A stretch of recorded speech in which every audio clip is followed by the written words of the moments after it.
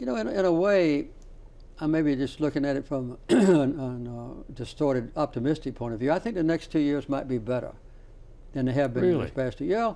Well, there are two reasons for that. One is that the Republicans so far have been totally irresponsible. They've not taken responsibility for anything. And they've deprived President Obama of any votes on key issues. Sometimes he hasn't got a single vote in the House or Senate, as you know. Now that they have taken control of the House of Representatives, they'll be responsible for a major element of the U.S. government, that is the House of Representatives. How they vote in there, they'll have to go to the American people and say, this is the way we voted and this is why. So they'll be more responsible. And I think and I believe in the next 2 years, President Obama will be much more independent in fighting hard to prevail and not trying to reach out, which turned out to be fruitlessly, to get 2 or 3 Republican votes for this and that, and being maybe too accommodating and compromising early. So I think he's going to be a much more tough proponent of what he stands for, maybe in the future, giving up on Republican support and taking his case to the American public. Would that be your advice to him? Well, it would be, yes. He doesn't need my advice. Regarding Iran, do you think that the sanctions that the West has put on Iran will prevent them from becoming a nuclear power? I don't think so. I think the decision about whether or not to become a nuclear power will be made by Iranians, and I think the outside sanctions will have very little effect on them. One of the things that concerns me is that the threats of military attacks against Iran from Israel or from the United States probably is a factor that might be considered by Iran whether or not to go with nuclear weapons or not.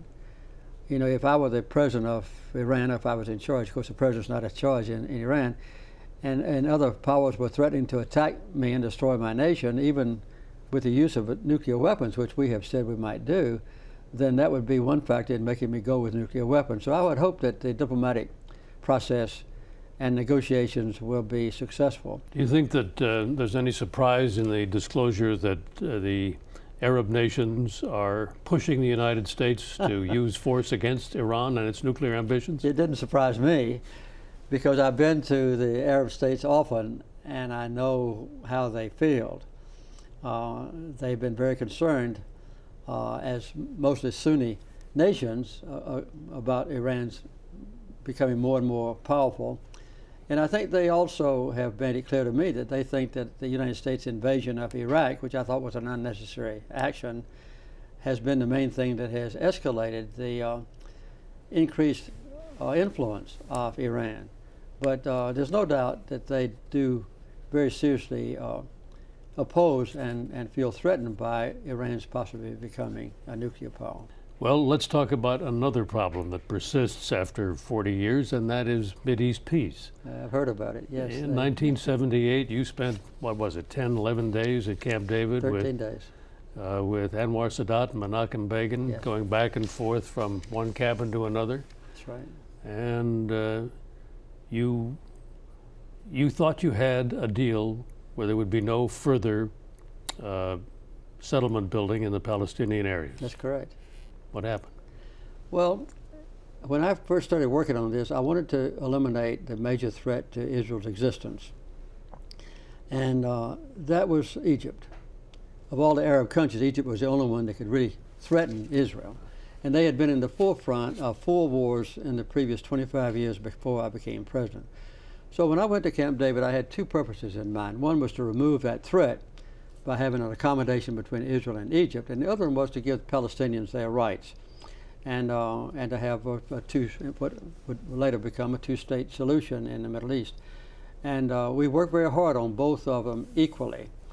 And when we left Camp David, we thought we had a complete agreement on Palestinian rights for the future, with no more settlements being built until after the conclusion of peace talks had been a success. And then the other aspect of it was a peace treaty between Israel and Egypt. Because of the interest of, I would say, the more conservative Israelis, they decided later, primarily after I left office, to honor the part treaty between Israel and Egypt, and not a single word of that treaty has ever been violated in now more than 30-some years.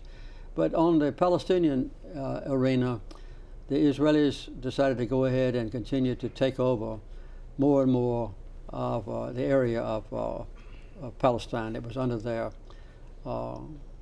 their control. And that's what's happened until now, and still Israel is still occupying the Golan Heights in Syria, a little bit of Lebanon, and they've taken over practically total control of the West Bank and East Jerusalem. You know that many in the American Jewish community, as well as many in Israel, see you as biased in favor of the Palestinians. Well, I've never been that.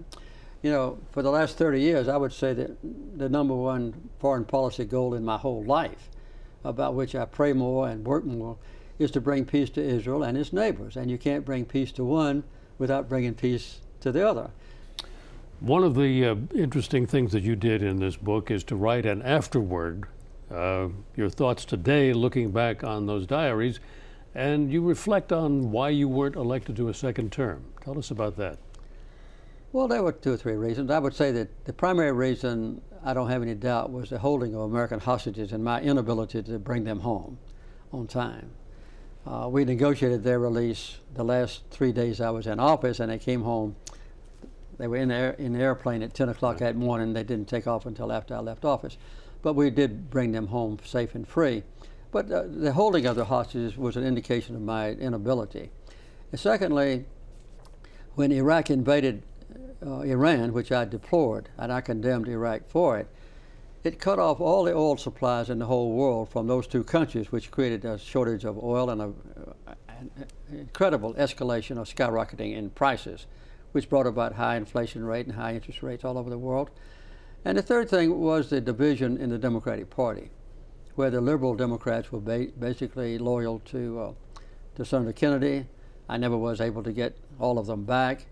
And so although Reagan got less than 51% of the votes, a third-party candidate, John Anderson, who pretty well inherited Kennedy's support, got 10%. So I lost the election. But I'd say all 3 of those factors were important. I think the number one, though, was hostages.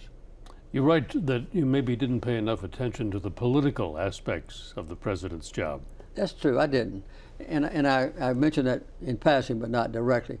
I think if I'd been more attuned to keeping the Democratic Party intact and more loyal to me, then I would have avoided one of those 3 factors, and that it was a division in the Democratic Party that was split between me and Kennedy, even on election day.